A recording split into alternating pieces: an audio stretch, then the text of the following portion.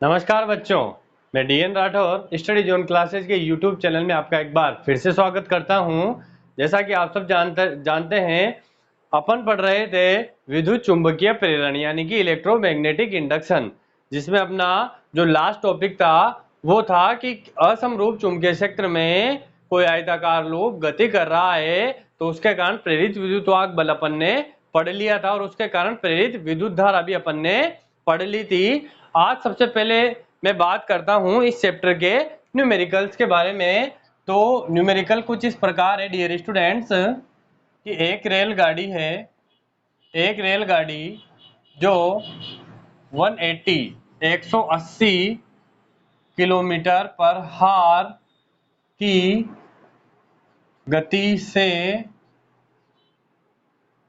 चल रही है या गति कर रही है, यदि पटरियों के मध्य की दूरी 1 मीटर है और पृथ्वी का चुंबकीय क्षेत्र 0.2 × 10⁻⁴ टेस्ला है, तो पटरियों के मध्य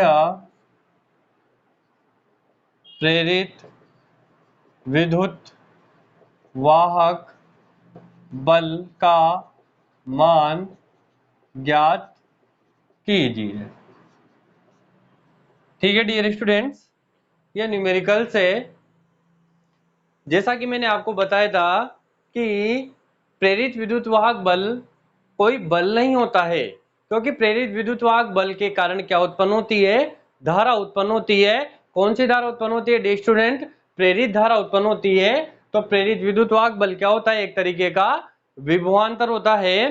तो प्रेरित विद्युत वाहक बल ज्ञात कैसे करेंगे डियर स्टूडेंट्स? कोई रेलगाड़ी है जिसकी स्पीड कितनी है? 180 किलोमीटर पर आवर और पटरियों के मध्य की जो दूरी है वो है 1 मीटर।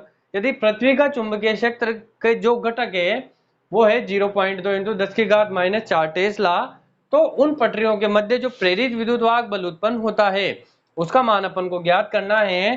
तो प्रेरित विद्युत वाहक बल अपन जानते हैं एप्सिलॉन बराबर क्या था? BVL। इसके बारे में अपन ने स्टडी कर लिया था कि समान चुंबकीय क्षेत्र में कोई छड़ है वो गति कर रही है। समान चुंबकीय क्षेत्र में कोई छड़ है, यहाँ पर छड़ का काम कौन कर रही है? रेलगाड़ी, वो गति कर रही है, तो उसके कारण प्रेरित विद्युत वाहक बल। ठीक है डियर स्टूडेंट, उस छड़ का प्रेरित विद्युत वाहक बल कितना था? एप्सिलॉन बराबर BVL था। अपने पास वैल्यू किस किस की है? अपने पास B है 0.2 × 10⁻⁴ टेस्ला। L जो दूरी है यानी कि डिस्टेंस है पटरियों के बीच की वो है 1 मीटर। ठीक है डियर स्टूडेंट्स, और V कितना दे रखा है? 180 किलोमीटर पर हार।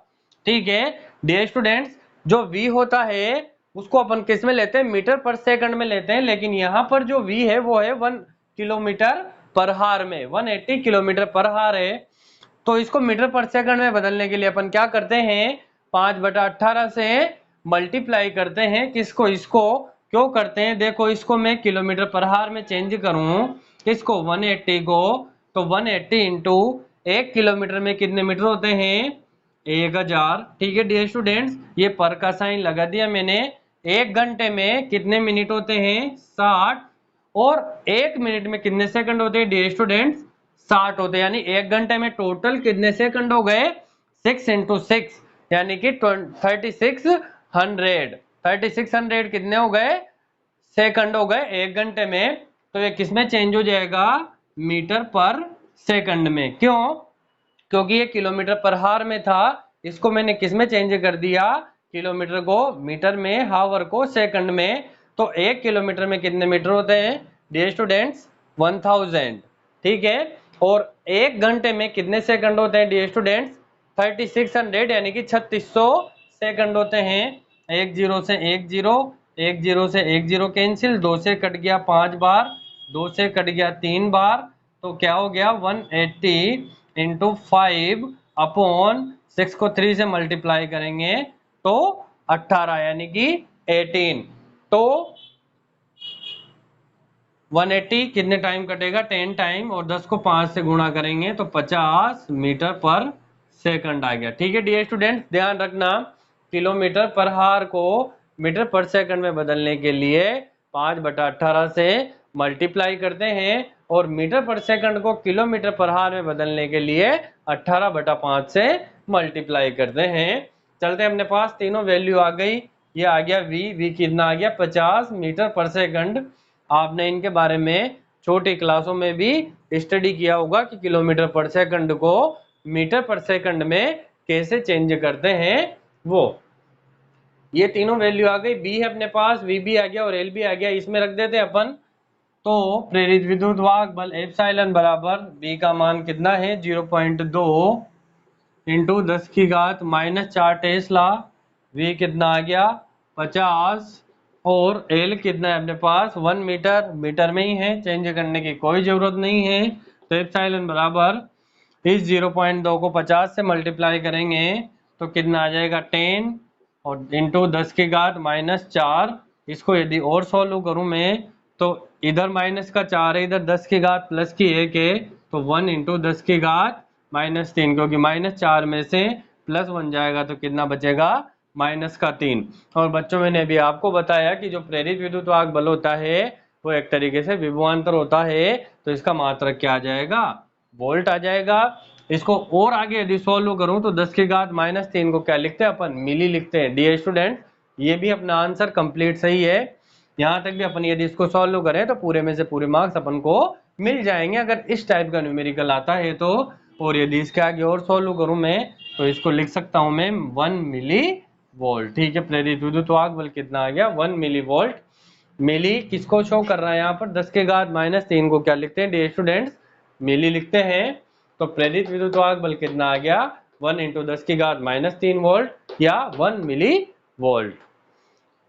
ठीक है डियर स्टूडेंट्स, आई होप आप समझ गए होंगे।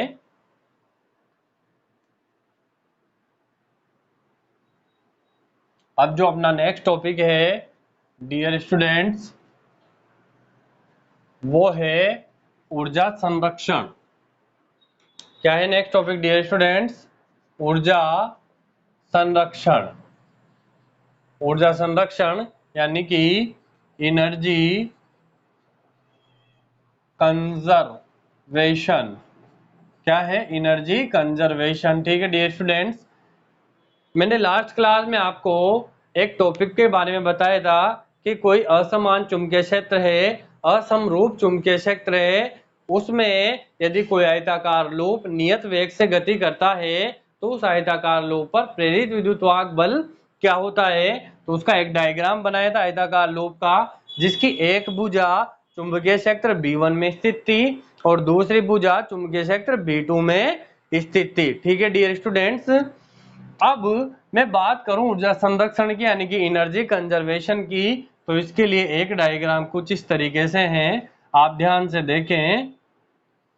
ये कोई आयताकार लूप है A B C D। ठीक है डियर स्टूडेंट्स, और ये इसकी जो भुजा है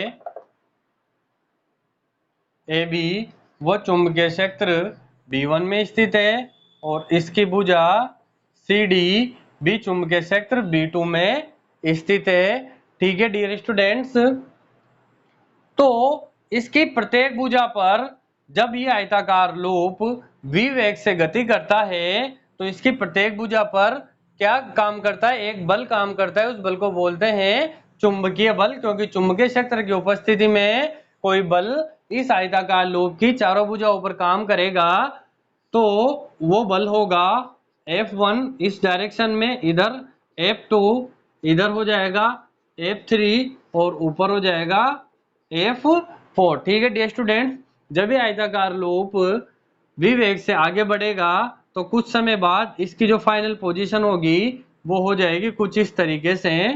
ठीक है, यानी कि ये जो भुजा ए बी है वो कहाँ आ जाएगी? इस पोजीशन पर आ जाएगी, और भुजा सी डी कहाँ आ जाएगी?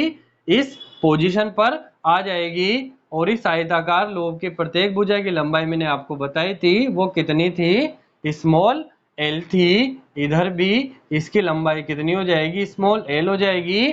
डियर स्टूडेंट, मैंने आपको एक चीज और बताई थी, जब ये आयताकार लोब विवेग से गति करता है तो इसकी भुजा ए बी व भुजा सी डी द्वारा दूरी तय होती है डेल्टा टी समय में। तो दूरी बराबर क्या होता है, चाल इंटू समय। दूरी बराबर क्या हो जाएगा डे स्टूडेंट, चाल इंटू समय। चाल हो जाएगी इसकी v और समय हो जाएगा डेल्टा टी। यानी कि ये डेल्टा टी समय में कितनी दूरी तय करेगा, v डेल्टा टी दूरी तय करेगा। ठीक है डे स्टूडेंट्स, जब ये आगे बढ़ेगा तो कितनी दूरी तय कर लेगा, v डेल्टा टी, और ये भी v डेल्टा टी दूरी तय कर लेगा कितने समय में, डेल्टा टी समय में। एक और बात ध्यान देना आप, इस आयताकार लूप में I परिमाण की धारा प्रवाहित हो रही है। क्या प्रवाहित हो रही है, I परिमाण की धारा प्रवाहित हो रही है। ठीक है डियर स्टूडेंट्स, अब बात करते हैं अपन ऊर्जा संरक्षण की। यानी कि ये कहना चाहता है कि विद्युत चुम्बकीय प्रेरण में ऊर्जा संरक्षित रहती है या नहीं रहती है। तो अपन चलते हैं इस टॉपिक पर कि एक आयताकार लूप है जिसकी एक भुजा चुंबकीय क्षेत्र B1 में स्थित है, दूसरी भुजा CD चुंबकीय क्षेत्र B2 में स्थित है। इस आयताकार लूप में I परिमाण की धारा प्रवाहित हो रही है। माना वह धारा A B C D A दिशा में प्रवाहित हो रही है या A B C D A दिशा में बह रही है। यदि B1 बड़ा है B2 से, यानी कि चुंबकीय क्षेत्र B1 का मान चुंबकीय क्षेत्र B2 से ज्यादा है। ठीक है डियर स्टूडेंट्स, तो लूप की प्रत्येक भुजा पर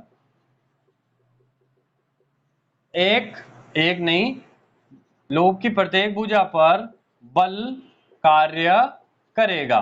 ठीक है डियर स्टूडेंट्स, तो अपन बल का मान निकालते हैं। तो भुजा AB पर बल, भुजा AB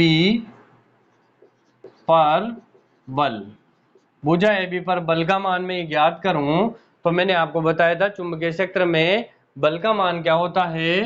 जब अपन ने चैप्टर पढ़ा था विद्युत धारा के चुंबकीय प्रभाव, तो मैंने बल बताया था वो होता है ILB के बराबर।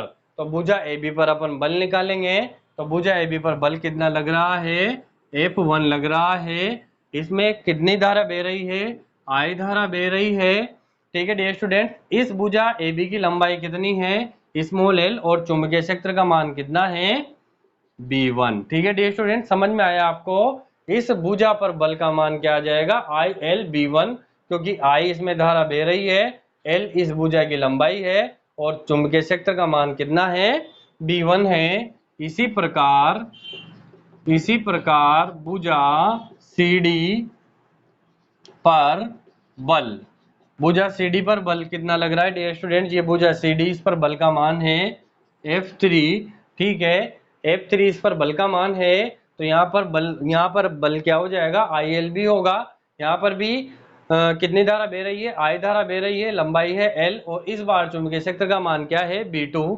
तो यहाँ पर बल का मान हो जाएगा ILB2। ठीक है डियर स्टूडेंट्स, तो परिणामी बल यदि मैं ज्ञात करूं, परिणामी बल, तो परिणामी बल क्या हो जाएगा डियर स्टूडेंट्स, क्योंकि ये दोनों बल एक दूसरे के विपरीत हैं। ठीक है डियर स्टूडेंट्स, एक दूसरे के विपरीत है, तो परिणामी बल क्या आ जाएगा, F1 माइनस F3। तो परिणामी बल F बराबर ILB1 माइनस ILB2। तो यहाँ से मैं क्या कॉमन ले लेता हूँ, IL कॉमन ले लेता हूँ। IL कॉमन लेने के बाद अंदर क्या बचेगा, B1 माइनस B2। ये तो क्या है डियर स्टूडेंट्स, परिणामी बल का मान आया। अब ध्यान देना आप कि सर आपने दो बल के मान तो बता दिए, भुजा AB पर F1, भुजा CD पर F3, लेकिन भुजा AD और भुजा BC पर भी तो बल है। हाँ बिल्कुल ऑब्वियस डियर स्टूडेंट, भुजा AD और भुजा BC पर बल के मान क्रमशः F2 और F4 है। यानी कि जो बल F2 और F4 है वो कहाँ है, बल F2 तो है भुजा AD पर, और बल F4 है भुजा BC पर, परंतु ये दोनों बल परिमाण में समान हैं और एक दूसरे के विपरीत है। ठीक है डियर स्टूडेंट्स, ये दोनों बल F2 और F4 एक दूसरे के विपरीत है और परिमाण में समान है, तो ये दोनों बल एक दूसरे को क्या करेंगे, निरस्त कर देंगे, एक दूसरे को कैंसल कर देंगे। तो अपने पास परिणामी बल क्या बचेगा, केवल और केवल F बराबर IL B1 माइनस B2। ठीक है डियर स्टूडेंट्स, आई होप यहां तक आपको समझ में आ गया होगा। अब चलते अपन इसके आगे।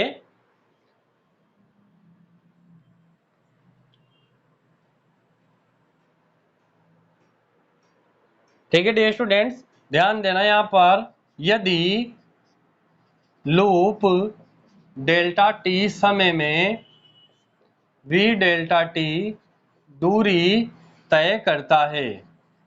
ठीक है dear students, v delta T दूरी तय करता है, इसके बारे में मैंने भी आपको बता दिया था।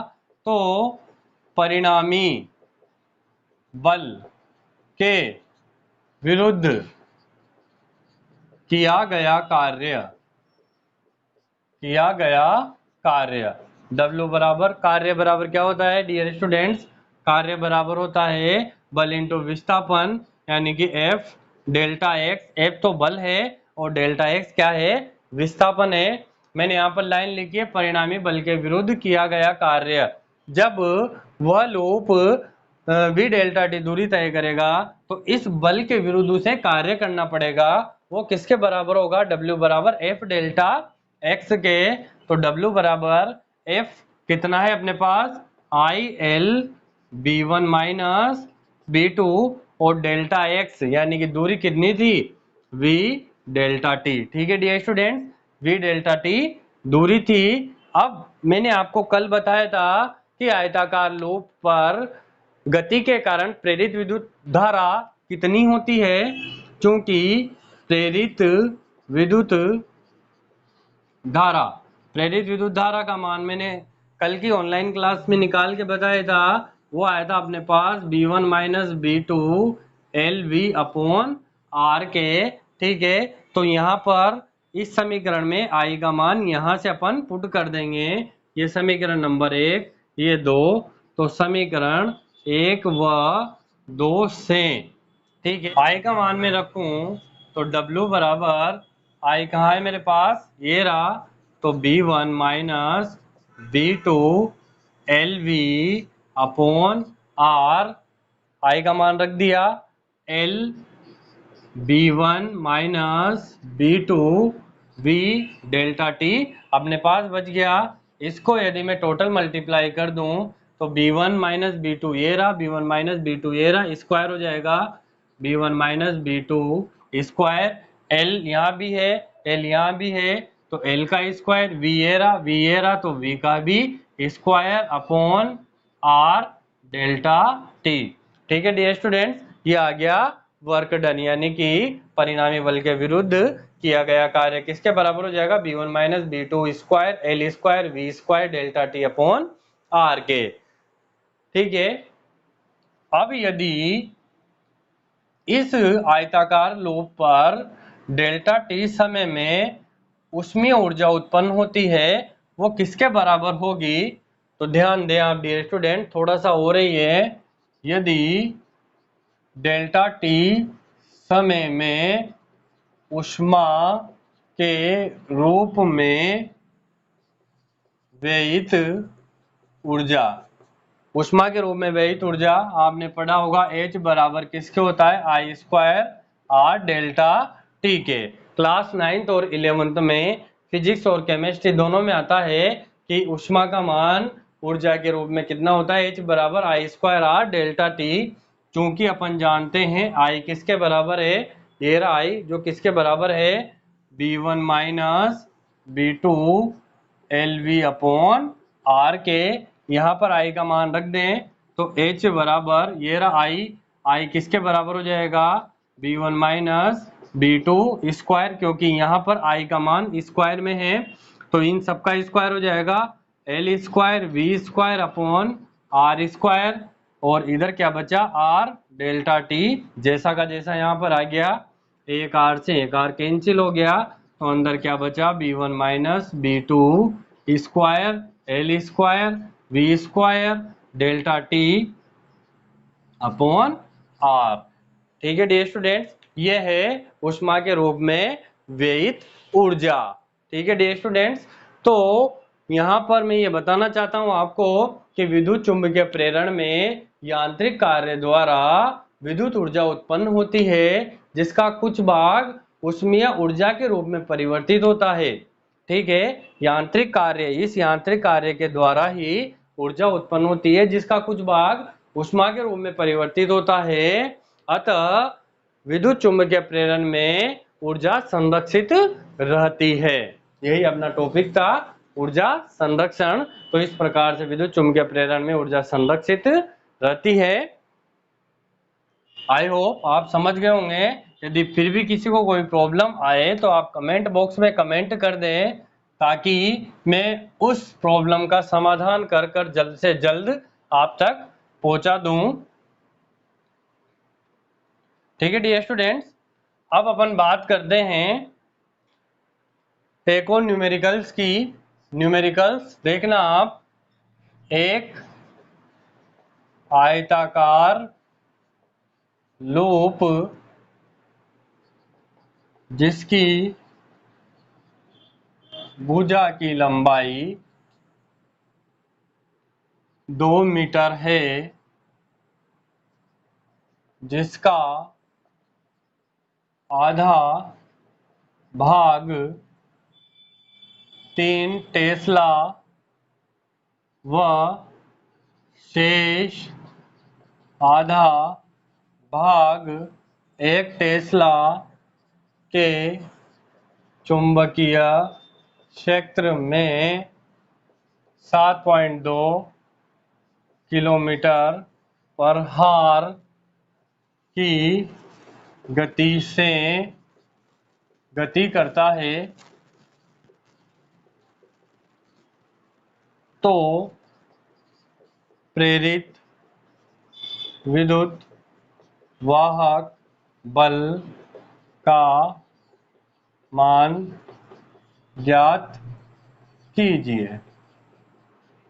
ठीक है डियर स्टूडेंट्स, क्या है डियर स्टूडेंट? न्यूमेरिकल, कोई आयताकार लूप है जिसकी भुजा की जो लंबाई है वो 2 मीटर है। उस लूप का आधा हिस्सा तो 3 टेस्ला के चुंबकीय क्षेत्र में और आधा हिस्सा 1 टेस्ला के चुंबकीय क्षेत्र में 7.2 किलोमीटर पर हार की स्पीड से चलता है, या घूमता है, या घूर्णन करता है, या चलता है। तो प्रेरित विद्युत वाहक बल का मान ज्ञात कीजिए। तो डियर स्टूडेंट्स आप ध्यान देना, यहाँ पर चुंबकीय क्षेत्र का मान असमान है। चुंबकीय क्षेत्र एक तो कितना है? 3 टेस्ला है, एक टेस्ला है। यानी कि अपन ने पढ़ा था कि असमान चुंबकीय क्षेत्र में आयताकार लूप की गति के कारण प्रेरित विद्युत वाहक बल कितना होता है? B1 minus B2 LV। यही पढ़ा था लास्ट क्लास में। इसके बारे में मैंने बताया था आपको। मैंने यहाँ पर ये वाला फॉर्मूला क्यों लगाया? क्योंकि यहाँ पर चुंबकीय क्षेत्र का मान अलग अलग है। लूप का आधा हिस्सा तो इतने चुंबकीय क्षेत्र में और आधा हिस्सा इतने चुंबकीय क्षेत्र में गति करता है इतनी स्पीड से। तो प्रेरित विद्युत वाहक बल किसके बराबर होता है? B1 माइनस B2 LV के। B1 कितना है अपने पास? 3 टेस्ला। B2 है 1 टेस्ला। और भुजा की लंबाई कितनी है? 2 मीटर। भुजा की लंबाई होगी 2 मीटर और V कितना है? 7.2 किलोमीटर पर हार। और मैंने अभी आपको बताया था कि किलोमीटर पर हार को मीटर पर सेकंड में कैसे बदलते हैं? 7.2 बटा इंटू 5/18, यानी कि इस 7.2 को मैं किससे 5/18 से मल्टीप्लाई कर दूंगा, यानी कि 5/18 से गुणा कर दूंगा। तो ये किस में परिवर्तित हो जाएगा? मीटर पर सेकंड में बदल जाएगा। 18 से 7.2 कितने बार कटेगा? 0.4 बार। और 0.4 को 5 से गुणा करेंगे अपन तो कितना आ जाएगा? 2 मीटर पर सेकंड आ जाएगा। 5 चौक 20 और 1 पॉइंट छोड़ के लगाएंगे अपन तो 2 मीटर पर सेकंड अपना क्या आ गया? वेग आ गया, वेलोसिटी आ गई। तो अपन के पास B1 आ गया, B2 आ गया, L है, V है। तो अपन इन सारी वैल्यूज को कहाँ रख दें? एप्सिलॉन के मान में। तो एप्सिलॉन बराबर B1 है 3, B2 है 1 और L का मान है 2 इंटू और V का मान कितना है डियर स्टूडेंट्स 2। ठीक है, तो एप्सिलॉन बराबर 3 में से एक जाएगा 2 इंटू 2 इंटू 2, यानी कि कितना आ जाएगा 2 दूआ 4 और 4 दूआ 8 वोल्ट। वोल्ट क्यों लगाया? क्योंकि प्रेरित विद्युत वाहक बल एक तरीके से विभवांतर होता है जिसका मात्रक वोल्ट होता है। ये अपना आंसर आ गया डियर स्टूडेंट्स। कितना प्रेरित विद्युत वाहक बल होगा? 8 वोल्ट के बराबर। आई होप आपको समझ में आ गया होगा। फिर भी यदि आपको कोई प्रॉब्लम है तो आप कमेंट बॉक्स में कमेंट करें। और फिर मैं पुनः दोहराना चाहूँगा आपको, यदि आपको हमारे वीडियोस पसंद आ रहे हैं तो आप इन्हें लाइक करें, शेयर करें, सब्सक्राइब करें। इसके आगे के जो रिमेनिंग टॉपिक्स है उनको अपन कल के ऑनलाइन क्लास में डिस्कस करेंगे इस स्टडी जोन क्लासेस के ऑनलाइन प्लेटफॉर्म पर। तो मुझे दीजिए इजाज़त। जय हिंद, जय भारत।